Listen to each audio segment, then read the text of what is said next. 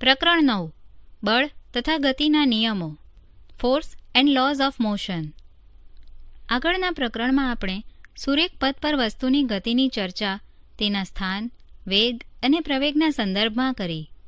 આપણે જોયું કે આવી ગતિ નિયમિત કે અનિયમિત હોઈ શકે, પરંતુ હજુ આપણે એ શોધ નથી કરી કે ગતિ માટેનું કારણ શું હોઈ શકે.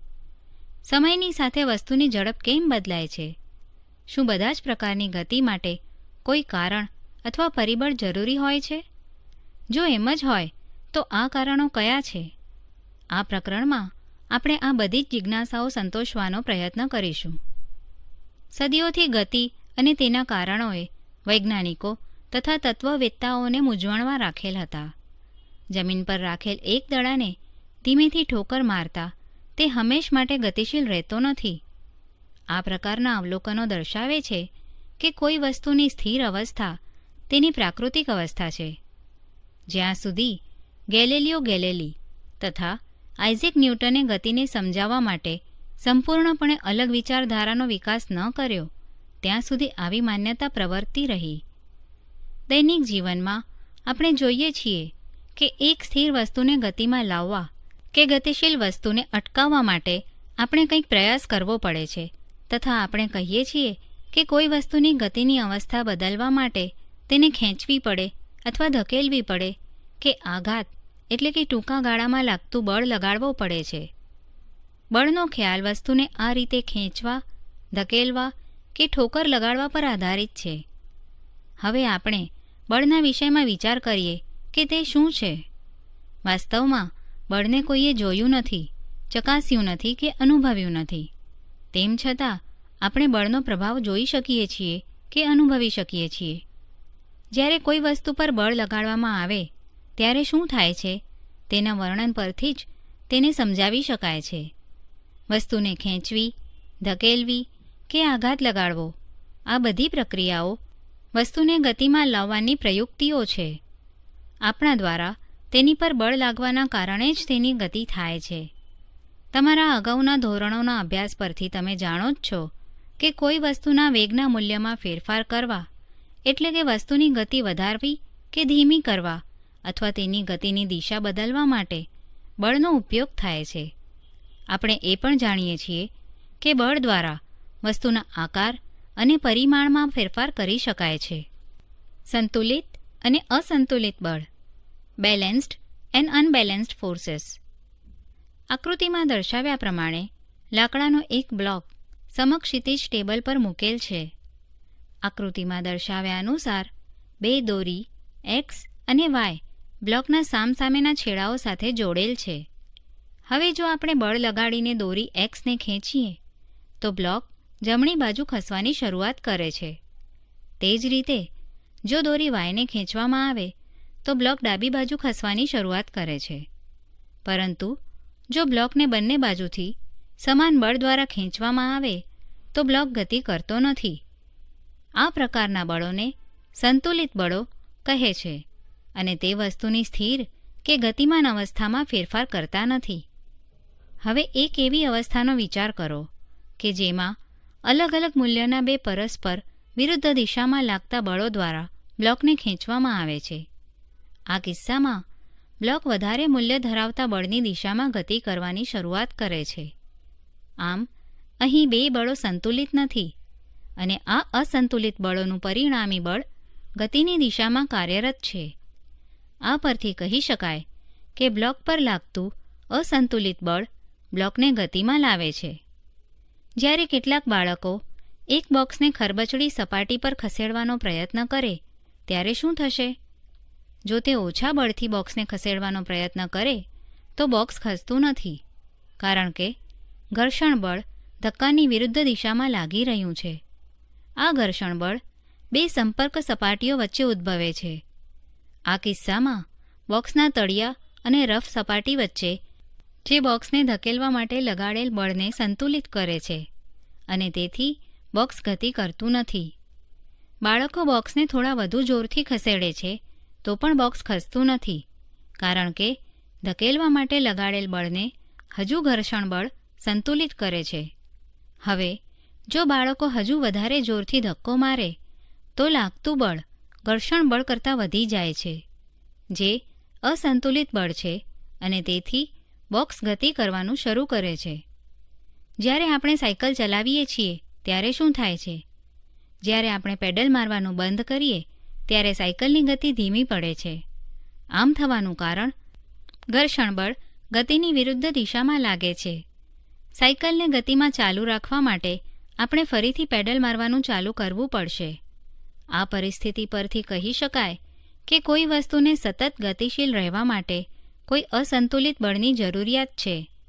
જો કે આ હકીકત સદંતર ખોટી છે.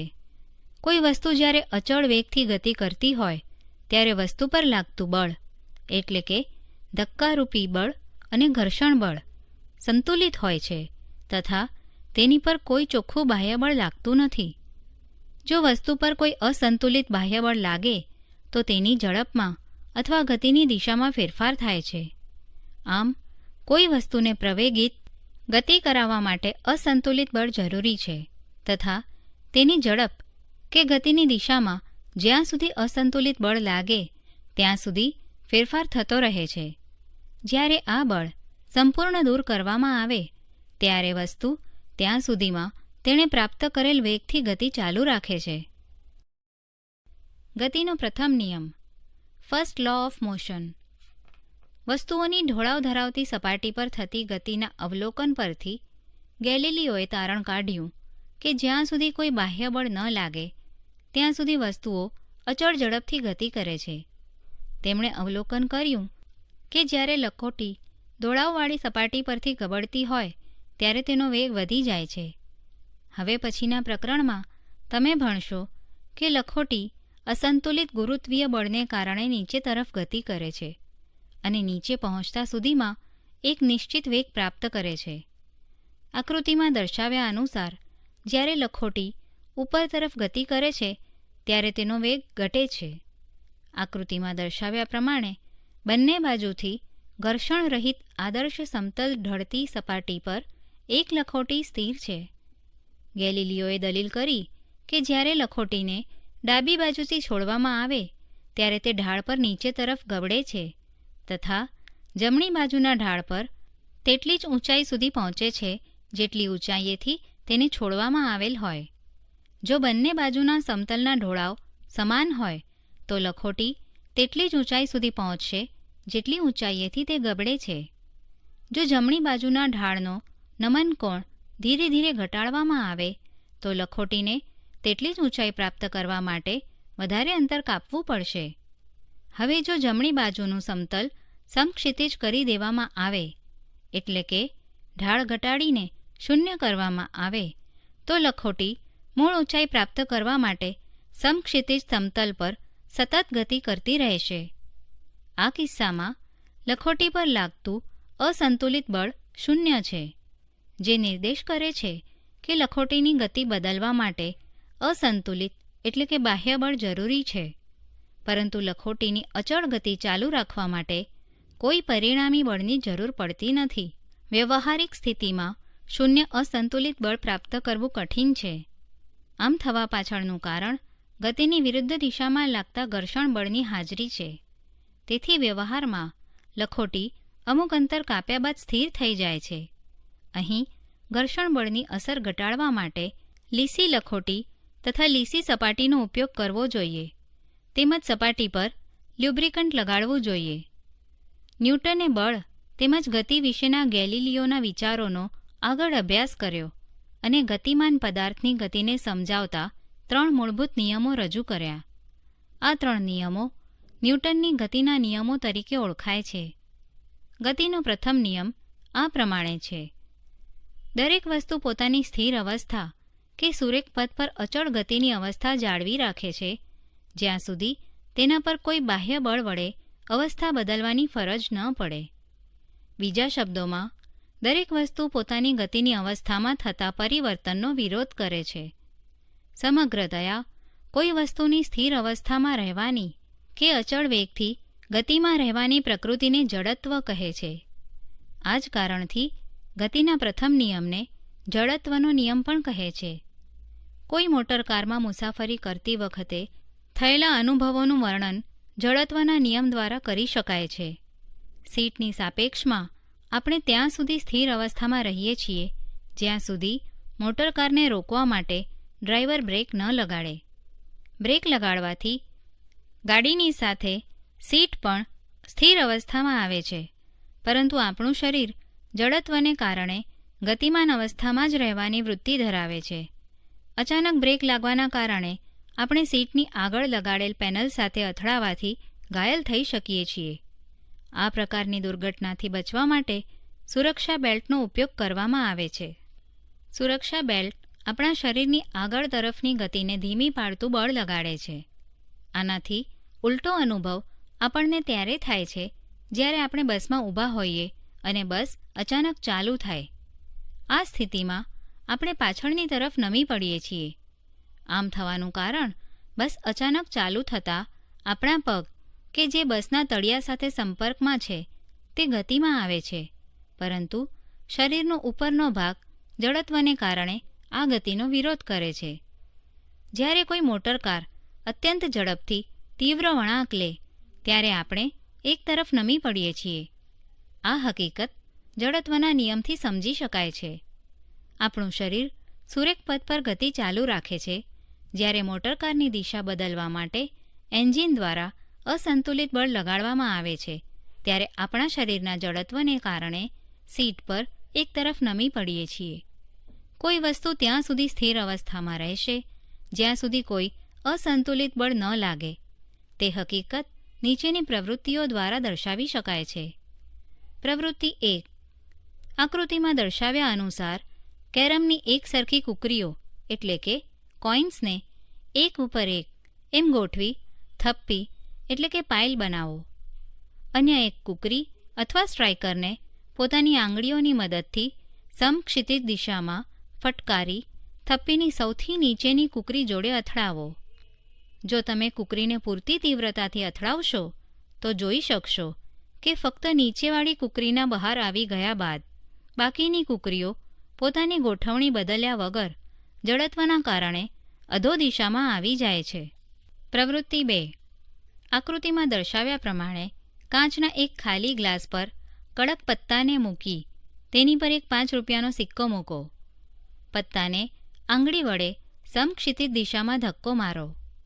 જો આપણે આ પ્રક્રિયા ઝડપથી કરીશું તો પત્તું બહાર તરફ ફેંકાઈ જશે, જ્યારે સિક્કો પોતાના જડત્વને કારણે નીચેની તરફ ગતિ કરી ગ્લાસમાં પડી જાય છે. પત્તું ખસવા છતાં પણ સિક્કો જડત્વને કારણે પોતાની સ્થિર અવસ્થા જાળવી રાખવાનો પ્રયત્ન કરે છે. આપણે જોઈએ છીએ કે પાણી છલકાય છે કેમ. શું હવે તમે સમજ્યા કે રકાબીમાં ચાનો કપ રાખવા માટે ખાંચો કેમ આપેલ હોય છે? અચાનક ધક્કો વાગવાની સ્થિતિમાં રકાબીનો ખાંચો કપને ડગમગ થઈને ગબડી પડતો અટકાવે છે. જડત્વ તથા દ્રવ્યમાન એટલે કે દળ, ઇનર્શિયા એન્ડ માસ. અત્યાર સુધી આપેલ ઉદાહરણો તેમજ પ્રવૃત્તિઓ દર્શાવે છે કે પ્રત્યેક વસ્તુ પોતાની ગતિની અવસ્થામાં થતા ફેરફારનો વિરોધ કરે છે. જો તે સ્થિર અવસ્થામાં હોય તો સ્થિર અને ગતિમાન અવસ્થામાં હોય તો સતત ગતિમાં રહેવાનો પ્રયત્ન કરે છે. વસ્તુના આ ગુણને તેનું જડત્વ કહે છે. શું બધી જ વસ્તુઓનું જડત્વ સમાન હોય છે? આપણે જાણીએ છીએ કે પુસ્તકોથી ભરેલા બોક્સની સાપેક્ષે ખાલી બોક્સને ધક્કો મારવો સરળ છે. તે જ રીતે જો આપણે એક ફૂટબોલને કિક મારીએ તો તે દૂર સુધી ગતિ કરે છે, જ્યારે તેટલા જ બળથી તેટલી જ સાઇઝના પથ્થરને કિક મારીએ તો તે ભાગ્યે જ ગતિ કરશે. એવું પણ બની શકે કે આવું કરતી વખતે આપણા પગને ઈજા પણ થાય. તે જ રીતે પ્રવૃત્તિમાં 5 રૂપિયાના સિક્કાને બદલે જો 1 રૂપિયાનો સિક્કો લઈએ તો આપણે જોઈ શકીએ છીએ કે આ જ ક્રિયા કરવા માટે આપણને ઓછા બળની જરૂર પડશે. એક હાથ લારીને ગતિ આપવા માટે જેટલા બળની જરૂરિયાત હોય તેટલું જ બળ જો ટ્રેન પર લગાડવામાં આવે તો તેની ગતિમાં નગણ્ય એટલે કે અવગણ્ય ફેરફાર થાય છે, કારણ કે હાથ લારીની સાપેક્ષમાં ટ્રેન પોતાની ગતિમાં ફેરફારનું વલણ ઓછું ધરાવે છે. આ રીતે આપણે કહી શકીએ કે ટ્રેનનું જડત્વ હાથ લારી કરતાં વધુ છે. આ પરથી સ્પષ્ટ થાય છે કે ભારે વસ્તુઓનું જડત્વ વધારે હોય છે. માત્રાત્મક રૂપે કોઈ વસ્તુનું જડત્વ તેના દ્રવ્યમાન દ્વારા માપી શકાય છે. આમ આપણે જડત્વ તથા દ્રવ્યમાન નીચે પ્રમાણે વ્યાખ્યાયિત કરી શકીએ.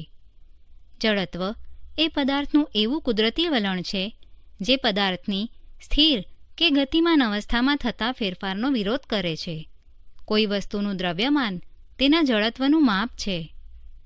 ગતિનો બીજો નિયમ, સેકન્ડ લો ઓફ મોશન. ગતિનો પ્રથમ નિયમ દર્શાવે છે કે જ્યારે કોઈ અસંતુલિત બાહ્ય બળ કોઈ વસ્તુ પર લાગે તો તેના વેગમાં ફેરફાર થાય છે, એટલે કે વસ્તુ પ્રવેગ પ્રાપ્ત કરે છે.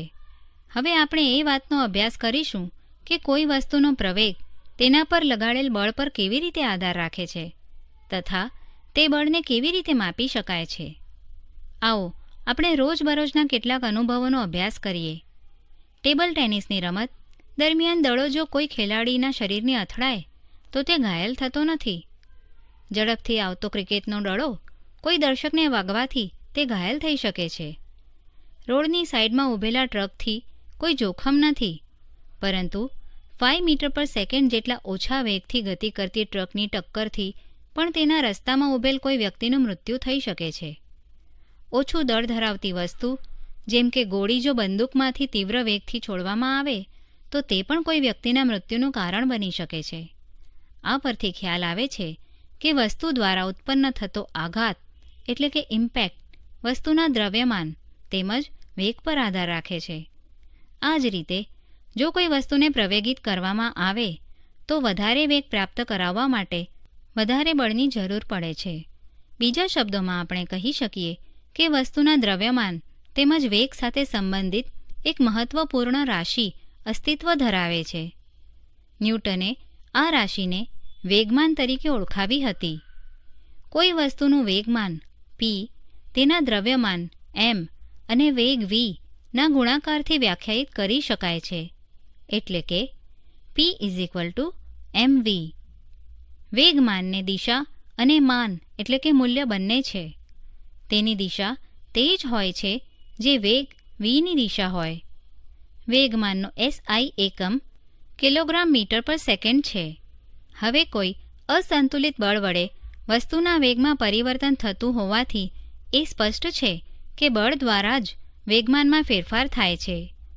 એક એવી સ્થિતિનો વિચાર કરો કે જેમાં ખરાબ બેટરીવાળી કારને સુરેખ રસ્તા પર 1 મીટર પર સેકન્ડનો વેગ પ્રાપ્ત કરવા માટે ધક્કો મારવામાં આવે છે, જે તેના એન્જિનને ચાલુ કરવા માટે પૂરતો છે.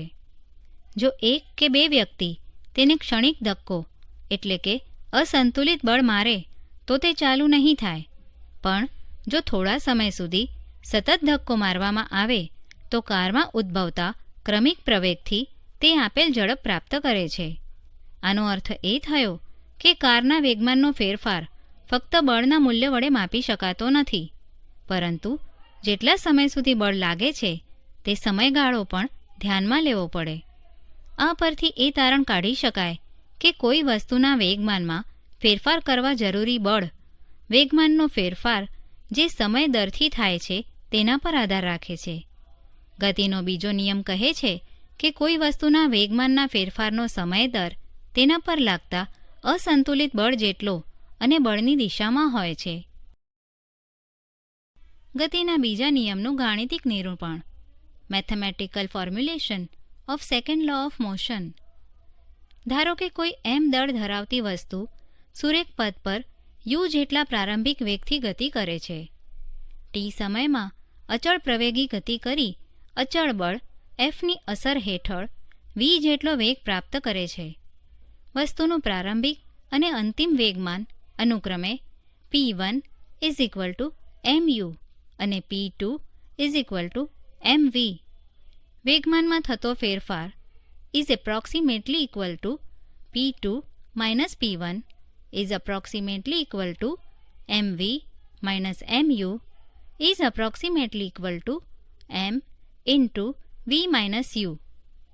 વેગમાનના ફેરફારનો દર is approximately equal to m into v minus u upon t, અથવા લાગુ પડેલ બળ F is approximately equal to m into v minus u upon t. F is equal to K M into V minus U upon T is equal to K M A. અહીં A is equal to V minus U upon T પ્રવેગ છે, જે વેગના ફેરફારનો દર છે. કે સપ્રમાણતાનો અચળાંક છે. દળ અને પ્રવેગના SI એકમો અનુક્રમે કિલોગ્રામ અને મીટર પર સેકન્ડ સ્ક્વેર છે. આપણે બળનો એકમ એવો પસંદ કરીશું કે જેથી અચળાંક Kનું મૂલ્ય 1 થાય. આ માટે 1 એકમ બળને આ પ્રમાણે વ્યાખ્યાયિત કરવામાં આવે છે. 1 કિલોગ્રામ દળની વસ્તુમાં 1 મીટર પર સેકન્ડ સ્ક્વેરનો પ્રવેગ ઉત્પન્ન કરવા માટે જરૂરી બળ 1 એકમ છે. તેથી 1 એકમ બળ is equal to K into 1 kg into 1 metre per second square. આમ Kનું મૂલ્ય 1 બને છે. F is equal to MA. બળનો એકમ kilogram metre per second square અથવા ન્યૂટન છે, જે તેની સંજ્ઞા N છે. ગતિનો બીજો નિયમ પદાર્થ પર લાગતા બળના માપનની પદ્ધતિ આપે છે, જે તેના દ્રવ્યમાન અને પ્રવેગનો ગુણાકાર છે. ગતિના બીજા નિયમનો ઉપયોગ રોજિંદા જીવનમાં વારંવાર જોવા મળે છે. શું તમે નોંધ્યું છે કે ક્રિકેટ મેચ દરમિયાન મેદાનમાં ફિલ્ડર ખૂબ જ ઝડપથી આવતા દડાને કેચ કરતી વખતે હાથને પાછળની બાજુ લઈ જાય છે? આમ કરવાથી ફિલ્ડર ખૂબ જ ઝડપથી ગતિ કરતા દડાનો વેગ શૂન્ય કરવા માટે લાગતો સમય વધારી દે છે. તેથી દડાના પ્રવેગમાં ઘટાડો થાય છે અને તેને પરિણામે ખૂબ જ ઝડપથી ગતિ કરતા દડાને કેચ કરતી વખતે લાગતો આઘાત એટલે કે ઇમ્પેક્ટ ઘટાડી શકાય છે. જો દડાને અચાનક રોકવામાં આવે તો તેનો ઝડપી વેગ ખૂબ જ ટૂંકા સમયગાળામાં શૂન્ય થઈ જાય છે. આથી દડાના વેગમાનમાં થતો ફેરફારનો દર ઘણો મોટો થશે અને કેચ પકડવા માટે વધારે બળ લગાડવું પડશે, જેના પરિણામે ફિલ્ડરની હથેળીમાં ઈજા થવાની શક્યતા છે. ઊંચી કૂદની રમતમાં ખેલાડીઓ ગાદલા પથારી કે રેતીની પથારી પર કૂદકો લગાવે છે. આવું ખેલાડીઓના છલાંગ લગાવ્યા બાદ નીચે પડવા માટે લાગતા સમયને વધારવા માટે કરવામાં આવે છે, જે વેગમાનમાં થતા ફેરફારનો દર અને પરિણામે બળ પણ ઘટાડે છે. વિચારવાનો પ્રયત્ન કરો કે કરાટેનો ખેલાડી એક જ ફટકામાં બરફની પાટને કેવી રીતે તોડી નાખે છે. ગતિના બીજા નિયમના ગાણિતિક સૂત્રના ઉપયોગ દ્વારા ગતિના પ્રથમ નિયમને ગાણિતિક સ્વરૂપે મેળવી શકાય છે. સમીકરણ પરથી F is equal to MA અથવા F is equal to M into V minus U upon T અથવા FT is equal two MV minus MU. એટલે કે જ્યારે F ઇઝ ઇક્વલ ટુ 0 હોય ત્યારે કોઈ પણ સમય t માટે V is equal two U. તેનો અર્થ એ થયો કે વસ્તુ સમાન વેગ u થી સમગ્ર સમય t દરમિયાન ગતિ ચાલુ રાખશે. જો u શૂન્ય હોય તો v પણ શૂન્ય થશે, એટલે કે વસ્તુ સ્થિર રહેશે. ઉદાહરણ: એક 5 કિલોગ્રામ દ્રવ્યમાન ધરાવતી વસ્તુ પર 2 સેકન્ડ માટે અચળ બળ લાગે છે, જે વસ્તુનો વેગ 3 મીટર પર સેકન્ડથી વધારીને 7 મીટર પર સેકન્ડ કરે છે. લગાડેલ બળનું મૂલ્ય શોધો. હવે જો આ બળ 5 સેકન્ડ માટે લગાડવામાં આવે તો વસ્તુનો અંતિમ વેગ કેટલો હશે? ઉકેલ: આપણને આપેલ છે u is equal to 3 metre per second તથા v is equal to 7 metre per second, t is equal to 2 second અને m is equal to 5 kg. સમીકરણ પરથી F is equal to m into v minus U upon T. આ સમીકરણમાં મૂલ્યો મૂકતા F is equal to 5 kg into 7 metre per second minus 3 metre per second upon 2 second. F is equal to 10 N. હવે જો આ બળ 5 second where t is equal to 5 સેકન્ડના સમયગાળા માટે લગાડવામાં આવે તો અંતિમ વેગની ગણતરી સમીકરણ પ્રમાણે નીચે પ્રમાણે ફરીથી લખીને મેળવી શકાય છે. v is equal two u plus ft upon m મુજબ લખીને કરી શકાય છે. u, f, m અને t ના મૂલ્યો મૂકતા આપણને અંતિમ વેગ v is equal to 13 metre per second મળે છે. ઉદાહરણ: કઈ બાબતમાં વધારે બળની જરૂર પડશે? 2 kg દ્રવ્યમાન ધરાવતી વસ્તુને 5 મીટર પર સેકન્ડ સ્ક્વેરના દરે પ્રવેગિત કરવા માટે કે 4 kg દ્રવ્યમાન ધરાવતી વસ્તુને 2 મીટર પર સેકન્ડ સ્ક્વેરના દરથી પ્રવેગિત કરવા માટે. ઉકેલ: સમીકરણ પરથી F ma. અહીં m1 2 kg, a1 5 metre per second square તથા m2 4 kg, a2 2 metre per second square. તેથી F1 m1 a1 2 kg × 5 metre per second square 10 n તથા F2 m2 a2 4 kg × 2 metre per second square 8 n, which gives F1 is greater than F2. આમ 2 kg દ્રવ્યમાન ધરાવતી વસ્તુને 5 metre per second સ્ક્વેરના દરે પ્રવેગિત કરવા માટે વધારે બળની જરૂર પડશે. ઉદાહરણ: 108 કિલોમીટર પર આરના વેગથી ગતિ કરતી કારમાં બ્રેક લગાડતા તે સ્થિર થવા માટે 4 સેકન્ડનો સમય લે છે. કાર પર બ્રેક લાગવાના કારણે લાગતા બળની ગણતરી કરો. કારનું મુસાફરો સાથેનું કુલ દળ 1000 kg છે.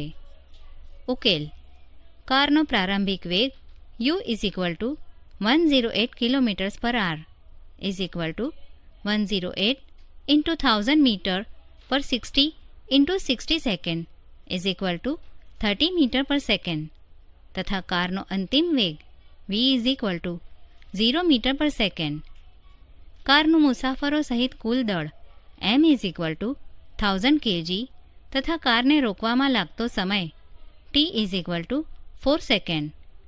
સમીકરણ પરથી બ્રેક દ્વારા લાગતા બળનું માન F m × v - u / t.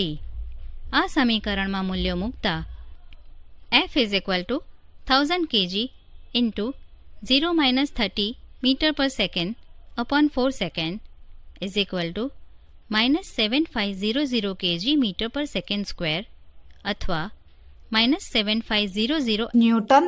અહીં ઋણ ચિહ્ન દર્શાવે છે કે બ્રેક દ્વારા લગાડેલ બળ કારની ગતિની વિરુદ્ધ દિશામાં છે. ઉદાહરણ: 5 ન્યૂટન મૂલ્યનું એક બળ કોઈ દ્રવ્યમાન m1 ને 10 મીટર પર સેકન્ડ સ્ક્વેરના પ્રવેગથી પ્રવેગિત કરે છે તથા દ્રવ્યમાન m2 ને 20 મીટર પર સેકન્ડ સ્ક્વેરના પ્રવેગથી પ્રવેગિત કરે છે. જો બંને દ્રવ્યમાનોને ભેગા બાંધી દેવામાં આવે તો આ બળ દ્વારા કેટલો પ્રવેગ ઉત્પન્ન થશે? ઉકેલ: સમીકરણ પરથી m1 F/a1 તથા m2 F/a2. અહીં a1 10 metre per second square, a2 20 metre per second square તથા F 5 ન્યૂટન. તેથી m1 5 newton / 10 metre per second square 0.50 kg અને m2 5 newton / 20 metre per second square 0.25 kg. જ્યારે બંને દ્રવ્યમાનોને ભેગા બાંધવામાં આવે ત્યારે કુલ દ્રવ્યમાન m 0.50 kg + 0.25 kg 0.75 kg.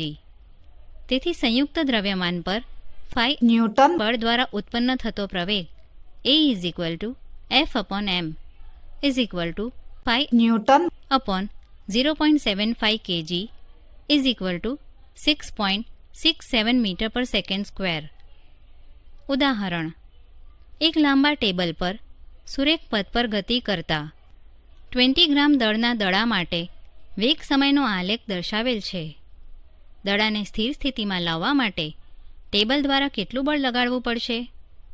ઉકેલ: દડાનો પ્રારંભિક વેગ 20 સેન્ટીમીટર પર સેકન્ડ છે.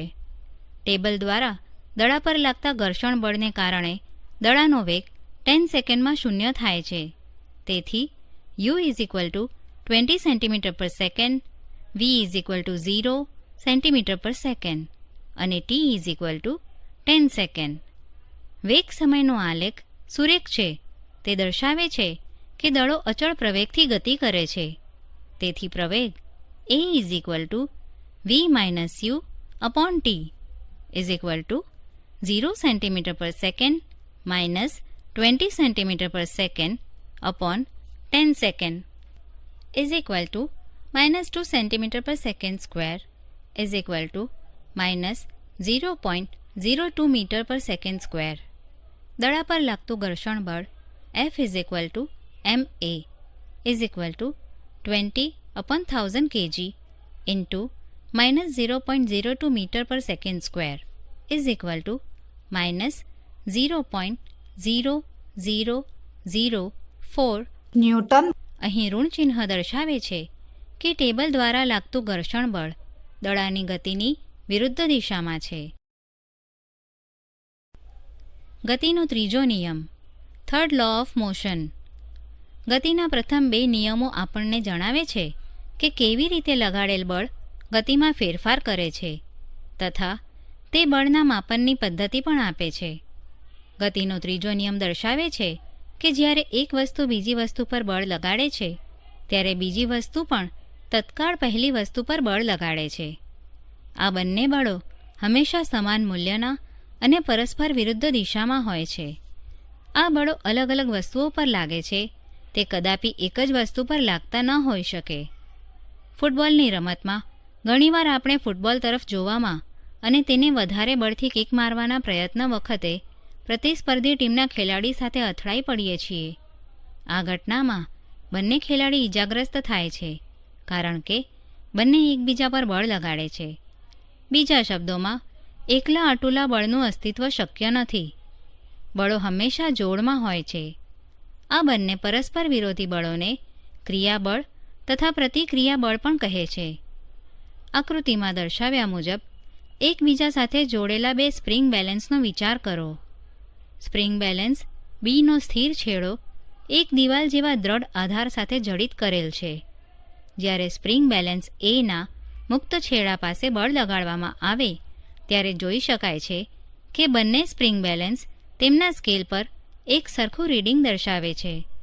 એનો અર્થ એ થયો કે સ્પ્રિંગ બેલેન્સ એ દ્વારા સ્પ્રિંગ બેલેન્સ બી પર લાગતું બળ અને સ્પ્રિંગ બેલેન્સ બી દ્વારા સ્પ્રિંગ બેલેન્સ એ પર લાગતું બળ સમાન પરંતુ વિરુદ્ધ દિશામાં છે.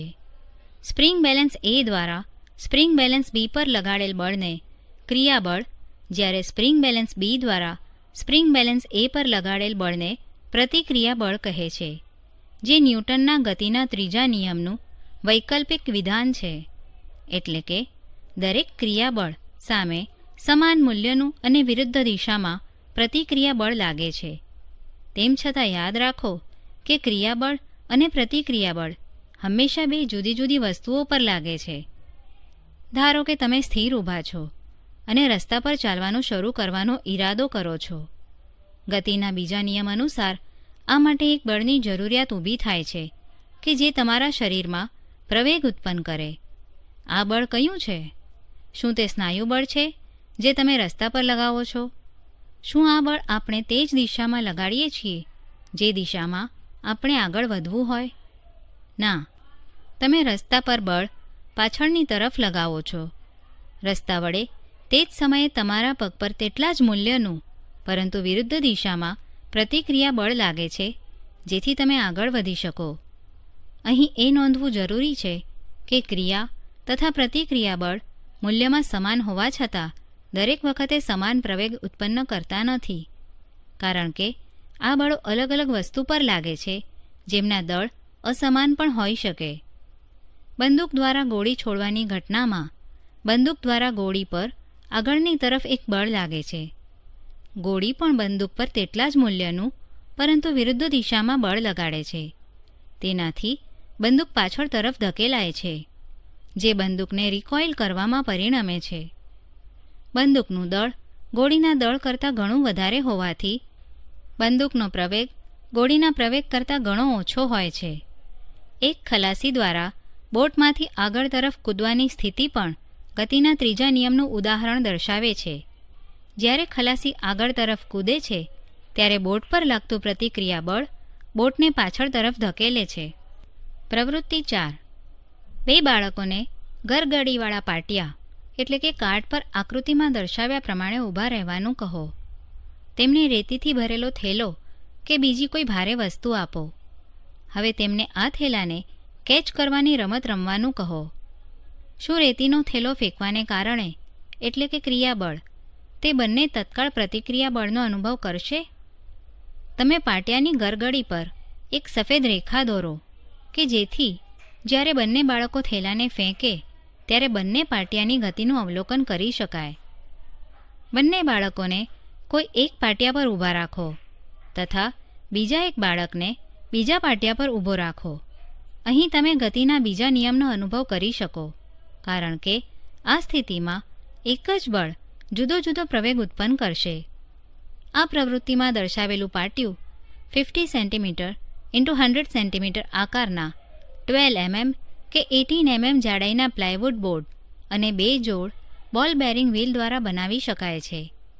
સ્કેટ વ્હીલનો ઉપયોગ વધારે સારો પડશે. સ્કેટબોર્ડ અહીં એટલું અસરકારક નહીં રહે, કારણ કે તેના દ્વારા સુરેખપથ ગતિ કરવી મુશ્કેલ છે. પ્રવૃત્તિ 5. એક મોટો ફુગ્ગો લો તથા તેને પૂરેપૂરો ફૂલાવો. તેના મુખને દોરી વડે બાંધી દો. સેલોટેપની મદદથી એક સ્ટ્રોને ફુગ્ગા પર ચિપકાવો. સ્ટ્રોમાંથી એક દોરી પસાર કરો અને તેનો છેડો તમારા હાથમાં પકડો અથવા દિવાલ સાથે બાંધી દો. તમારા મિત્રને દોરીનો બીજો છેડો પકડવાનું કહો અથવા તેને દિવાલ પર અમુક અંતરે બાંધી દો. આ ગોઠવણ આકૃતિમાં દર્શાવેલ છે. હવે ફુગ્ગાના મુખ પર બાંધેલ દોરી છોડી દો અને હવાને ફુગ્ગાના મુખમાંથી બહાર નીકળવા દો. સ્ટ્રો સાથેના ફુગ્ગાની ગતિની દિશાનું અવલોકન કરો. પ્રવૃત્તિ 6. સારી ગુણવત્તા ધરાવતા કાચની બનેલી એક કસનળી એટલે કે ટેસ્ટ ટ્યુબ લો અને તેમાં થોડું પાણી ઉમેરો. કસનળીના મુખ પર એક બૂચ લગાવો. આકૃતિમાં દર્શાવ્યા પ્રમાણે કસનળીને 2 દોરીઓની મદદથી સમક્ષિતિજ દિશામાં લટકાવો. બર્નરની મદદથી કસનળીને ત્યાં સુધી ગરમ કરો જ્યાં સુધી પાણીનું સંપૂર્ણ બાષ્પીભવન ન થાય અને બૂચ બહાર નીકળી ન જાય. આપણે જોઈ શકીએ છીએ કે કસનળી બૂચની ગતિની વિરુદ્ધ દિશામાં પાછળ તરફ ધકેલાય છે. ઉદાહરણ: 20 ગ્રામ દળ ધરાવતી ગોળીને 2 kg દળની પિસ્તોલ દ્વારા 150 મીટર પર સેકન્ડના વેગથી છોડવામાં આવે છે. પિસ્તોલના પાછળ ધકેલાવાનો વેગ એટલે કે રિકોઇલ વેગની ગણતરી કરો. ઉકેલ: ગોળીનું દ્રવ્યમાન m1 = 20 ગ્રામ = 0.02 kg. પિસ્તોલનું દ્રવ્યમાન m2 = 2 kg. ગોળીનો પ્રારંભિક વેગ u1 તથા પિસ્તોલનો પ્રારંભિક વેગ u2 0 છે.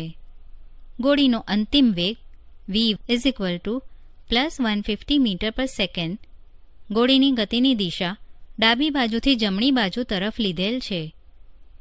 અનુકૂળતા ખાતર ધન. ધારો કે પિસ્તોલનો રિકોઇલ વેગ v છે. ગોળી છૂટ્યા પહેલા પિસ્તોલ અને ગોળીનું પ્રારંભિક વેગમાન = 2 + 0.02 kg × 0 metre per second = 0 kg metre per second. ગોળી છૂટ્યા બાદ પિસ્તોલ અને ગોળીનું અંતિમ વેગમાન = 0.02 kg × 150 metre per second + 2 kg × v metre per second = 3 + 2v kg metre per second. વેગમાન સંરક્ષણના નિયમ અનુસાર ગોળી છૂટ્યા બાદનું કુલ વેગમાન = ગોળી છૂટ્યા પહેલાંનું કુલ વેગમાન. 3 + 2v = 0, which gives v = -1.5 metre per second.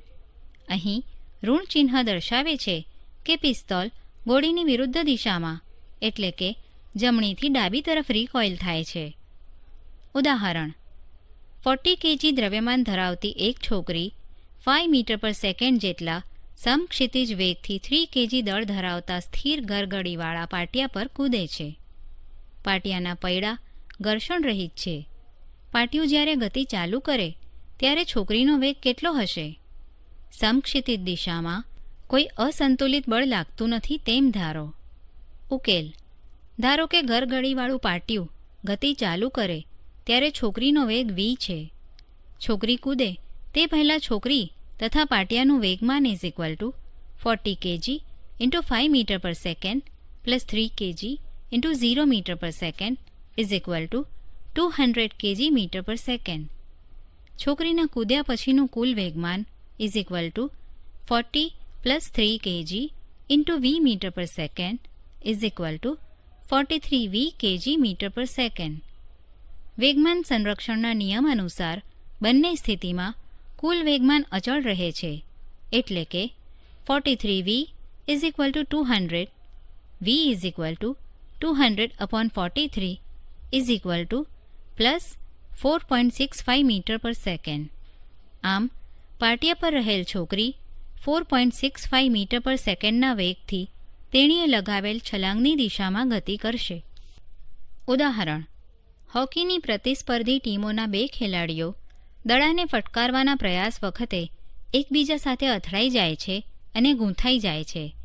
પહેલા ખેલાડીનું દળ 60 kg છે તથા તે 5 મીટર પર સેકન્ડના વેગથી ગતિમાં છે, જ્યારે બીજા ખેલાડીનું દળ 55 kg છે અને તે 6 મીટર પર સેકન્ડના વેગથી પહેલા ખેલાડી સાથે અથડાય છે. અથડાયા પછી તે કઈ દિશામાં કેટલા વેગથી ગતિ કરશે? બંને ખેલાડીઓના પગ તથા પૃથ્વી વચ્ચે લાગતું ઘર્ષણ બળ અવગણ્ય છે. ઉકેલ. ધારો કે પ્રથમ ખેલાડી ડાબી બાજુથી જમણી બાજુ દોડી રહ્યો છે. અનુકૂળતા ખાતર ડાબીથી જમણી બાજુ ગતિની દિશાને ઘન અને જમણીથી ડાબી બાજુની દિશાને ઋણ ગણેલ છે. સંજ્ઞા m અને u બંને ખેલાડીઓના અનુક્રમે દળ અને વેગ દર્શાવે છે. નીચે લખેલ સંખ્યા 1 અને 2 અનુક્રમે પ્રથમ તથા બીજા હોકી ખેલાડીને દર્શાવે છે. આમ m1 is equal to 60 kg, u1 is equal to plus 5 metre per second તથા m2 is equal to 55 kg, u2 is equal to -6 metre per second. અથડામણ પહેલાં બંને ખેલાડીઓનું કુલ વેગમાન is equal to 60 kg into plus 5 metre per second plus 55 kg into -6 metre per second is equal to -30 kg metre per second. જો અથડામણ બાદ બંને ખેલાડીઓનો વેગ v હોય તો અથડામણ બાદ કુલ વેગમાન is equal to m1 plus m2 into v is equal to 60 plus 55 kg into v metre per second is equal to 115 into v kg metre per second. વેગમાન સંરક્ષણના નિયમ અનુસાર અથડામણ પહેલાંનું વેગમાન અને અથડામણ પછીનું વેગમાન સમાન હોવાથી તેમને સરખાવતા v is equal to -30/115 is equal to -0.26 metre per second. આમ અથડામણ બાદ બંને ખેલાડીઓ જમણીથી ડાબી બાજુ તરફ 0.26 મીટર પર સેકન્ડના વેગથી ગતિ કરશે.